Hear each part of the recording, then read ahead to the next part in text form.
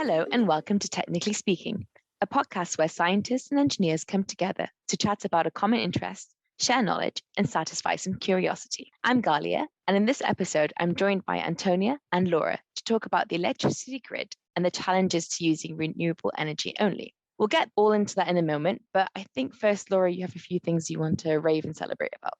Yeah. So we've been doing this for just over a year now. We had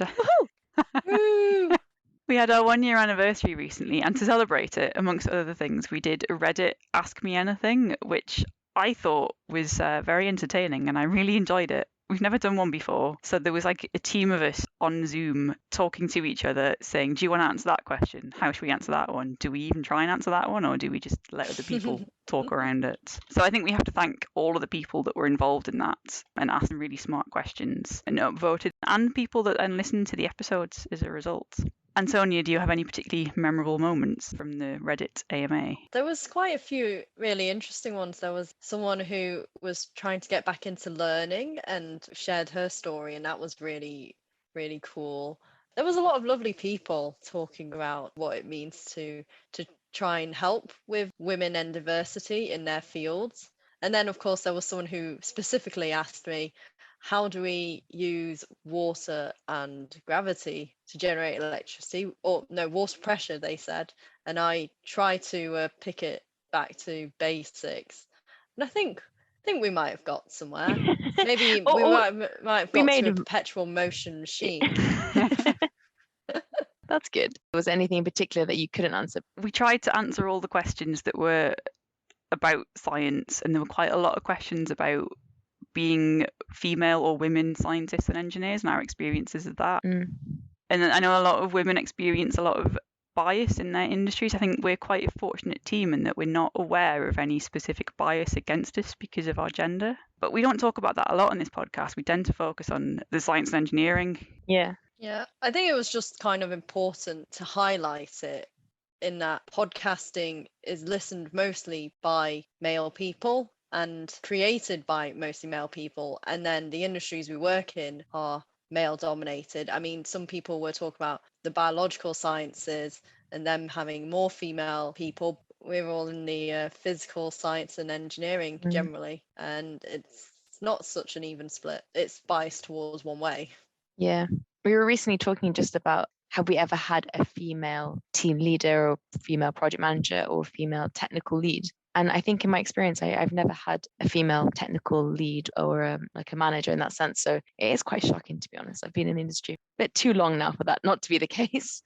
To bring it back to some of the more sciencey engineering questions, we got a lot of questions like, who makes the best sandwich? And why do seagulls keep stealing my fries? We were like, well, you need to science this. Yes, 100%. Come up with some criteria for the best sandwich. So it was a good mix of questions about science engineering in the female side of it as well, which was quite fun. Another thing we've got going on as a celebration is we now have team t-shirts. Tell us more. So they've got a logo on the front and they have some code on the back that one of our team wrote, which is sort of a definition of the podcast written in Python. As you do. I feel like if you did try and execute it, it might not always produce this podcast, but at least you kind of have somewhere to start off. Yeah, and we actually have a few t-shirts and a few bags as well going spare. So we made more than there are in the team at the minute. So if anyone listening to this would like one, please get in touch with us and we'll send you some more details. Ghalia, I think it's time to hand back over to you so we can talk about electricity and renewables. Yes, I agree. So on the topic of celebration, it is British Science Week this week. So in light of our discussion that we're about to have, I thought it'd be good to mention Michael Faraday. He is a British scientist and he's had a huge contribution to the way in which we live. And that's mainly around the study of electromagnetism, which includes things like using a changing magnetic field to produce an electric current. Given efforts needed to adapt the grid to renewables and reduce the nation's carbon footprint to help mitigate climate change, this is particularly relevant right now. One interesting thing about Michael Faraday is that there is a memorial piece for him in Elephant and Castle, which is close to where I live in London. And inside that, there is an electrical substation for the Northern and Bakerloo line. So if anyone's going through London or travels on the Northern and Bakerloo line and happens to travel through Elephant and Castle, remember Michael Faraday because that's apparently where he was born and raised. And we were just looking at female engineers and scientists that had quite a valuable contribution to the electricity or electrical field. And given most of those breakthroughs were during the Victoria era, there are not many known women engineers or scientists working in the field at the time, but we thought we would mention one. Her name is Hertha Ayrton. She was an expert on the subject of electrical arcs, and she was the first elected female member of the Institute of Electrical Engineers, and that was in 1899. So, Antonia, tell me why you're interested in the electricity grid. About Hertha Ayrton, we wanted to find someone because it's also International Women's Day. On the day that we're recording this. Yeah, on the day we record this, Yes, day we're recording. Ghalia's sister was looking over her shoulder as she was preparing for today and was like, I can't believe you're not mentioning a woman. Yeah. But yeah, back onto the topic of electricity. I work in the energy sector and advise different companies about how they can reach net zero. And often something that comes up is renewable energy and can they install solar panels on their roof?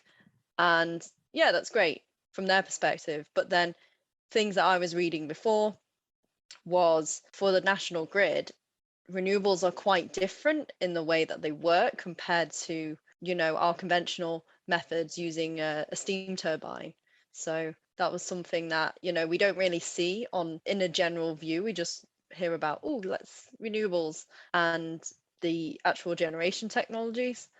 And actually the grid is kind of the backbone of it all. Okay. Laura, I know you have a very different background. So what does the grid mean to you? Why is it interesting for you? It's not something I've ever thought about in a lot of detail. You hear about the need to balance the grid and making sure there's enough supply to meet demand.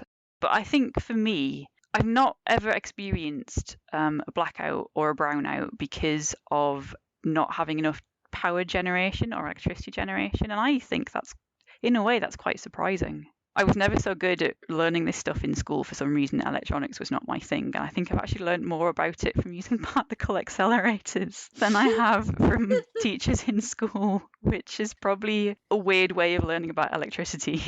Fair enough. I mean, we all take different routes. From my personal perspective, I'm going to be very honest with you both. Electricity and understanding the grid is never something I understood when I was at school.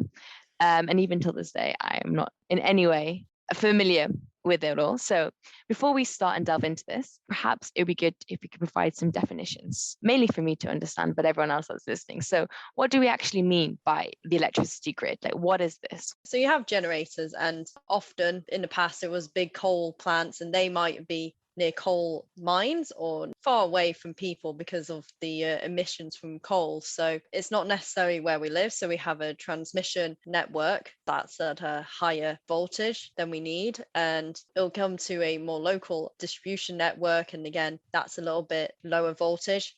And then we have substations, and they distribute it to businesses and homes. And that's what everyone calls the grid. When I first think of a grid, I thought of underground assets, so things like traveling underground. But I guess to get from the generation part to the substations, is that where the pylons are used? So they're the ones that high voltage above ground, and then to get to a house, it's everything below ground. Is that right? There's still some cabling that happens overground too. But, there are actually really big cables, the interconnectors that we exchange electricity with Ireland and France and somewhere else in Europe. We have a few what we call interconnectors. They're huge cables that are buried in the sea. Okay, thanks for laying that out. Let's go back to basics. This whole thing is all about power, right? So yeah, power. One way to think about it is how much energy you have per second. One of the really funny ways I think of it is instead of electrons in cables, it's like delivery people and getting deliveries. Okay, you've changed my whole perspective on life right now, because I used to always struggle with just imagining electrons just like hitting each other. So now I'm going to just imagine them as delivery packages. Okay. I'm with you so far. Yeah, I'm going to also say this is from a direct current, a DC perspective, because that is where we're going to start with. Okay. Let's say the battery, where power comes from, or the energy comes from. The warehouse. The distribution hub. The more delivery drivers you have per second, you're going to get more deliveries. That's a really nice way of describing it, because I said near the start that this was something that always confused me in school. And like in the last few years, I've been working in a building that has particle accelerators, and we do experiments with it. And I learned about current in terms of the beam of particles that you're accelerating towards your sample, and you know how many particles or how many ions you've fired at it because you can measure the beam current. So that's what I understand of current. That it's how many ions per second or how many electrons per second if you're talking about an electrical circuit, which I guess is the packages that you're talking about. And then the voltage is pretty much how fast you can accelerate the particles. So what's the energy that they're traveling at when they reach the maximum speed that you're giving them? Yeah, from a more technical perspective, it's potential difference that because of particle attraction, the stronger the difference, the faster a particle is going to go from negative to positive. But if we're talking about the analogy of delivery drivers, it's like the speed limit of the road that they're traveling on. Generally, they're going to match the speed limit. To be fair, your analogy is probably more understandable than mine, because mine only really makes sense if you use a particle accelerator. I was going to say, Laura, could you give me a bit more information on that? Oh, you don't really want to know. It's a bit off topic. Fair enough. You start off with something that generates ions at one end, and then you accelerate them towards something they're attracted to. And then there are various things you can do to this, but it's pretty much what Antonia was describing, where you have that potential difference, that thing they want to accelerate to. I should say that most of the stuff I'm working on was in a vacuum, and in an actual electrical circuit, it will probably be a little bit different. So yeah, maybe we don't use particle accelerators to explain how the electricity grid works. I think that's a good way for some people. Why knock it? I ended up looking at the GCSE revision stuff that BBC Bite Size does. So I feel like anyone that's in school will probably know this better than we do. But there's a simple definition of power, right? That the school children know better than I do, it turns out. So using your analogy, I guess, of packages, what's power then? If I'm talking about delivery drivers, let's say power is how many packages you can deliver at an instant in time. So yeah, I guess most people in school would know the equation is power is voltage times current. And I guess you learn about this by constructing a simple circuit with probably a light bulb connected to a battery, and the electrons just run around that circuit. But I guess the grid is probably a little bit more complicated, and quite a few people in the Victorian era probably had a big part to play in how it was created. I mentioned Faraday at the start. He discovered electromagnetic induction in 1831, which is the principle used by power stations that use steam to turn a turbine and so ultimately generate electricity. And so from what I've read, there was a lot of development of electricity generation between the 1880s to about the 1920s. That's what I was reading. We sort of had an idea to record this episode a while ago, and I did a lot of reading to try and get my head around it. Apparently, there was this huge argument about whether alternating current or direct current could be used, but alternating current was chosen because transformers could be used to change the voltage and the currents, whereas with direct current, it would be a little bit more complicated. And alternating current is where there's an oscillation, so the electrons move back and forth in the circuit. I'm not entirely sure what that means for using transformers, but the transformers mean that we can step the voltage up to 400 kilovolts apparently, which reduces power loss over long distances. So when you're transmitting the energy along power lines, and then you can drop it down to something that's apparently a safer voltage to use of 240 volts is what we use in the UK. Fun fact from what I've read, when you're talking about batteries, they're all direct current.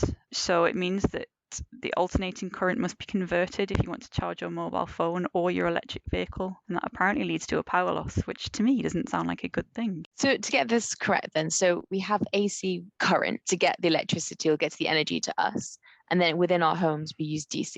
No, so we still use AC at home. It's only for specific applications where we have to use DC. Apparently, most appliances use DC, but they'll convert it once it gets to that particular appliance. Okay. Antonia was talking about steam turbines. They all generate alternating current. Yes. So the whole idea about what Michael Faraday found was the way that the generators turn is how it generates the current, and that switches the poles, and then you get the current going one way and then back another way, and it happens at a specific frequency. What's really funny is before we came to a standard, there was so many different frequencies and voltages used that you basically could have an appliance that wouldn't work in another part of London because there was 10 different standards. I just can't imagine going to a shop at one end and then going back to your house and being confused why your electrical appliance wasn't working, or you'd have to use some sort of adapter or transformer so that you had your correct energy supply. No, it sounds like it would have been so complicated. And you can't just like borrow some light bulbs from a friend, say, because their power supply is different. You mentioned that it used to be different in Europe, and I think that might explain why I managed to break a mini disc player about 20 years ago when I was on holiday. I wasn't really aware of this, and it had an internal battery, and I charged it up, and then it would no longer work. It must have done something to that battery that meant it would no longer hold a charge. Oh, sad times. Yeah, it's not a thing now, thankfully. Well, is that the case anywhere? So that's why we have adapters. It's not just for the shape of the plug, but also it will transform it into the correct voltage and frequency for our appliances. If you want to know if something has a transformer, which would be changing the output, you can hear a little hum when it's connected if it's really inefficient. Okay, I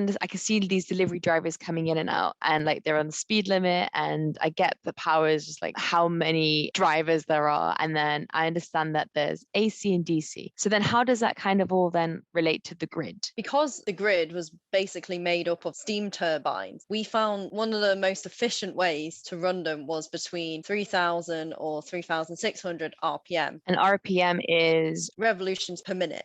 Yeah. Or 50 turns per second. That's 50 hertz. And so that's the prevailing electric grid frequency across the world, either 50 or 60 hertz, because of these generators. And we call that synchronous because if you imagine, we have a network of all these generators connected by the national grid. If one's spinning faster than the other, then it will equal out, but it will kind of be weird at one end. You have something spinning way faster than the other, and eventually the way that electrons would go, they would kind of tend towards the easiest path. So it would just mean like someone would have flickering light bulbs and someone else would have way too bright light bulb. It's a path of least resistance. Yeah. Yes, I remember that now. It's all coming back to me. Antonia, when you said they were most efficient at a particular frequency, Okay. when I was reading into this, from what I could tell, 50 hertz was picked because it was the lowest frequency at which old light bulbs wouldn't flicker. Ah. Back in Victorian times, it was, those incandescent light bulbs that have a filament that heats up and then it starts to glow as it gets warm. But anything lower than 50 hertz meant that the filament had time to cool down between each cycle, which sounds like a thing we don't necessarily need now because I don't think a lot of people use incandescent light bulbs, but there we go. And apparently, back in the late 1800s, early 1900s, when the grid was being developed, you wanted the turbine to spin at as low a frequency as possible because of limits on what you could do with the mechanics and the materials. Apparently, the turbines could maybe tear themselves apart at very high frequencies. So obviously you've got steam at pressure turning this turbine at quite a high frequency for something that's actually quite massive. And then you've got that magnetic field being generated, which then induces a current in the coils around it. And I can see if you're spinning, I guess maybe magnets originally that would have been really heavy, there's a limit to how fast you can make that thing turn without doing damage. Yeah, and I guess the more moving parts you have and the more they're used, it just wears down faster. So they probably would try to get away with spinning it as little as possible and generating enough to keep the lights on, literally. Yeah, I'd imagine so. And I think things have changed a bit since technology's obviously moved on. They don't use magnets anymore. They create electromagnets using electricity. Get your head around that one. Oh, Faraday. How did they start that off if there's no electricity to begin with? So it's obviously one of those things that you have to build up, starting with a grid that's maybe not so efficient and then improving it. You were talking about voltages in different parts of the world, and I keep hearing that the USA is very different, such that if you took a kettle from the UK, it would take forever to actually boil. Is that all throughout the US? I don't know. I don't know if that's true. I've never really tested this. Maybe we need a trip to the US. We have to validate this. We have to do our own experiment. I see, yes. So we said power equals voltage times current. And we want to deliver the same power, so we'd have to change the current or the voltage. In the US, they've changed the voltage, so that would do something to your current, but I guess there would also be limits to it because otherwise you would have really thick cabling in order to do that, or there is some fail-safe in your equipment to make sure it doesn't run over current, and so it probably blows all our fuses all the time. So instead we have some adapter to make sure it doesn't, so it just means we get less power delivered because our appliances weren't designed to work at 120 volts, they were designed to work at 240. Oh, so is all of the USA 120 volts? in industrial settings, they use higher voltages to run big equipment. So then, does that affect anything else in the grid, like the frequency at which the alternating current alternates at? I think they've gone for a different frequency as well. I was reading they run at 60 hertz. Don't know why. I think countries just choose different ones. So is it the frequency that's particularly important to how the grid is run, or is it the voltage or the current or something else? I think yes, everything, lots of things. Frequency is a good indicator of how much is being drawn from the grid and whether we've matched the generation to the demand. If you imagine these turbines are spinning at a certain speed, and if there's more energy being used, that's going to need more energy than what the turbine is powering. So the frequency of, the oscillations will slow down. If we go back to your particle accelerator, we are taking more particles off. We've got more deliveries taken away. And so you're just not going to get as many deliveries in that time. There are fewer electrons to oscillate on the grid. Yeah, we've just taken them out. So then you need to dispatch more delivery drivers. Does that mean at different times of the day, do we pump more electricity into the grid to meet different demand peaks? One of the classic national grid explanations is tea time, or at least tea time in the north. When everyone gets home after work, between 4 and 7, there's that kind of peak of energy being used. So everyone's turning on the lights, turning on the kettle, start cooking, watch TV, all that kind of stuff. And that's when they usually ramp up generation or bring on other energy from importing it or from storage. Is the reaction to a peak in demand quite instantaneous? Is it quite easy to just do it? Because going back to Laura's point, we've never really have outages here in the UK. So is it quite instantaneous, or do we just have a really resilient infrastructure around that? In part, there's a lot of planning that comes into it. We had an episode about weather forecasting. The weather kind of dictates it. If we're having a colder weather, then we would anticipate more energy being used. Or if there are certain events, then again, that could be either a drop in energy demand or increase in energy demand. Kind of depends what type of event it is. But mostly it can really vary. Sometimes we do have a more instantaneous response. If it's not anticipated, the frequency will have dropped. But increasingly with renewables, there might be times when we have more energy than we needed, and then we have to actually find a way to make sure that the grid doesn't have too much electricity going for it. Yeah, more than it was expected or designed for. It's a good point and a good segue into renewables. Why is it not that easy for us to just be able to use the grid as it is and just use renewable energy? The term inertia comes to mind. Okay. With a turbine, like Laura said before, they're really big, heavy pieces of kit. So when we see there's a drop in demand, you can simply, reduce the flow of the steam going to the steam turbines, and then slowly you would have less electricity being generated, but it's not a sudden stop, which doesn't necessarily happen with renewables because they're just electrical energy instead of, that physical kinetic energy. Then you could end up having suddenly loads of electricity to none. And then that could be really bad for a stability point of view. If we go back to the simple light bulb circuit, if you had those variable resistors where you'd slide it across and you can see the light bulb getting brighter and dimmer, instead you would kind of have a sudden on off, and that gives people less time to react. Can we not generate energy at peak times and store it? Or does the storage require a lot of space? Yeah, we have some capacity for storage. So pumped hydro storage, we've been using that for at least a century, I think, because it's quite a simple having a pump, and you have, again, potential in the form of gravity. During the cheaper times for generating energy, you would pump the water up to the higher reservoir. So it kind of is storing it as potential energy. And then when you need the energy, you release the valve and the water flows down and pushes turbines.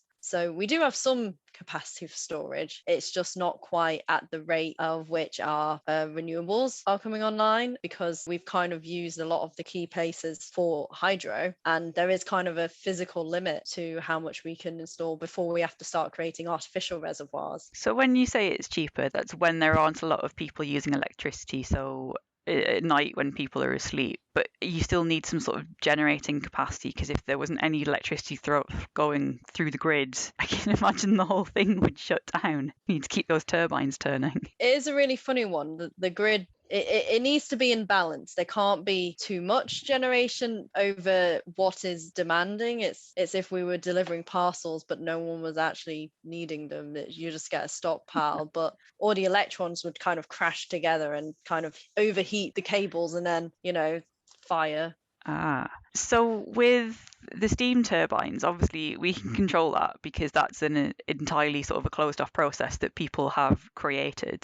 With renewables, so with wind and solar, you're limited by how strongly the sun is shining, if it's shining at all, because you said electricity is cheaper at night. Sun's definitely not shining then.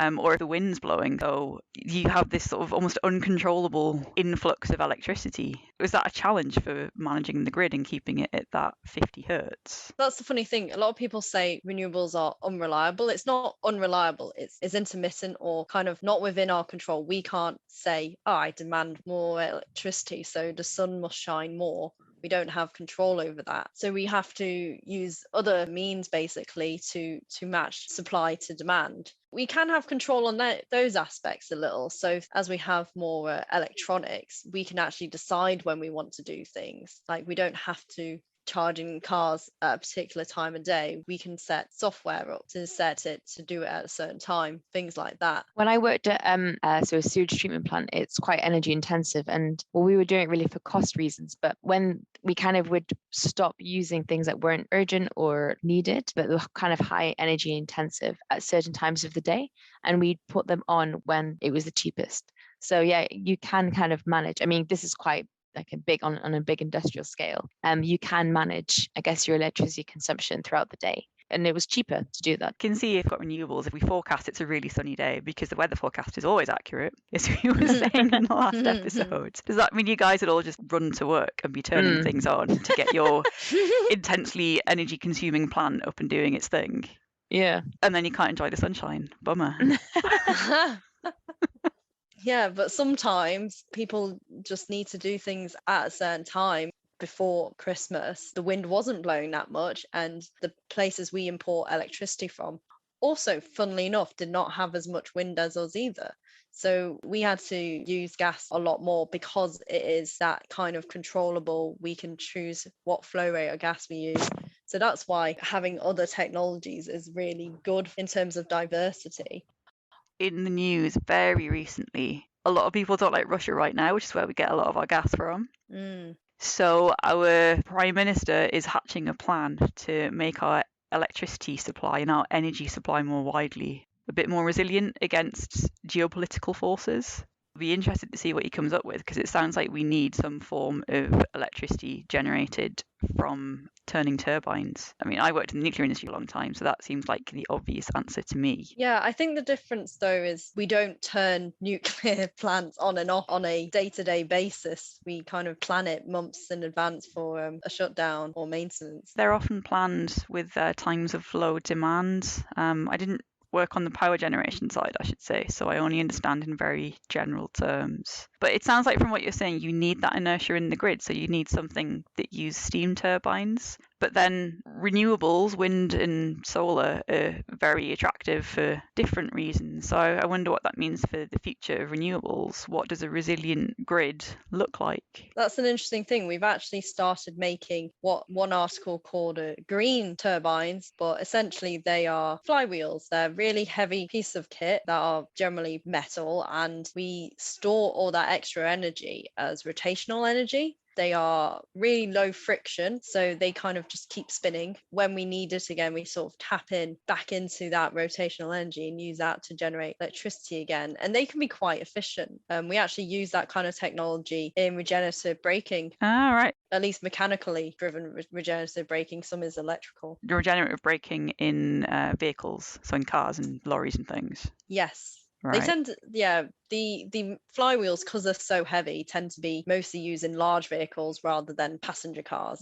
Yeah, I think you mentioned this in our episode about how has engineering affected our lives a few months ago. So so it sounds like you're sort of saying they do what a steam turbine would do. That steam turbines have that inertia. They're the big rotating things. Yeah, but as well as sort of mechanical ways, we also have some electronic ways of sort of mimicking inertia in the frequency. They're called grid forming converters. They kind of create electronic inertia.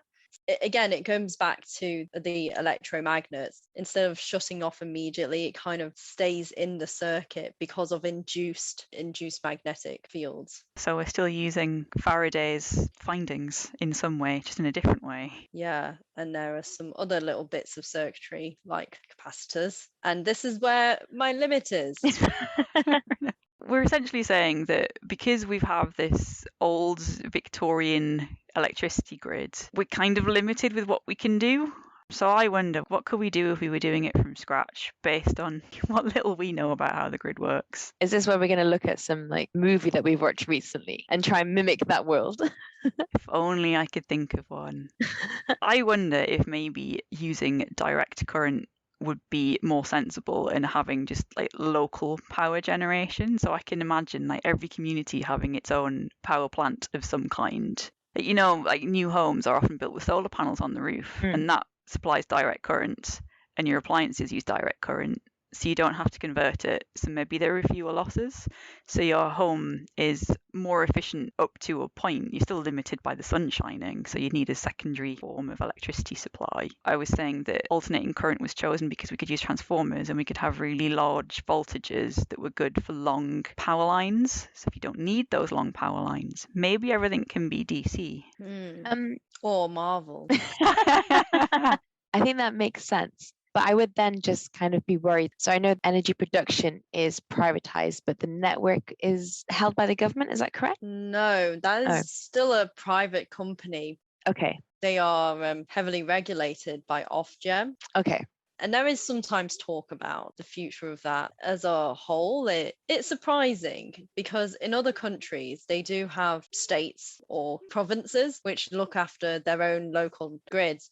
And sometimes they're not actually better than private companies because private companies are still the ones doing the job. If you have your local council trying to control a grid, they might not have all the expertise, so they have to go elsewhere. Yeah. And because they're public sector, sometimes they get overcharged because they don't have the expertise. So it's a bit of a toss-up sometimes between privatization and public. So I get Laura's point. It might be more efficient, but then I was just going to talk about allocation of funds. If one place is full of rich people and they can hire lawyers and whatever, that they might get a lot more funding to make sure that their parts are maintained a bit more. But I guess it depends. If it's privatized and it's regulated, there's a specific level of service which they have to provide. So you're both engineers here, and you're talking about sort of the social and business aspects. I'm just a scientist. And I want to know how to use the science to the best advantage for my community.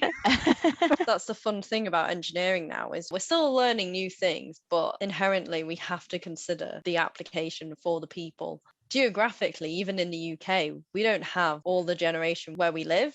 Offshore wind is great, but we don't all live offshore. I live very close to the sea though, so I'm fine.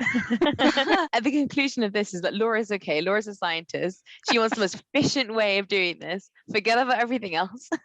And Antonia wants to live in a Marvel world. I'm glad we reached those conclusions. So this sounds like a good place to leave before we divert too far off topic. Thank you very much, both of you, for teaching me some basics of electricity and how that relates to the grid, and I guess some of the concerns that we have with going completely renewable and the need for it to be diverse. So we've sort of refreshed our memory of high school physics to help us understand our electricity supply, which I think made us all feel a bit like our understanding was a bit sketchy, but then we have recovered from that. I think we're okay. We talked about the history of the national grid and why we have alternating current that operates at 50 hertz. Laura wants that now to be DC. We'll see where that goes.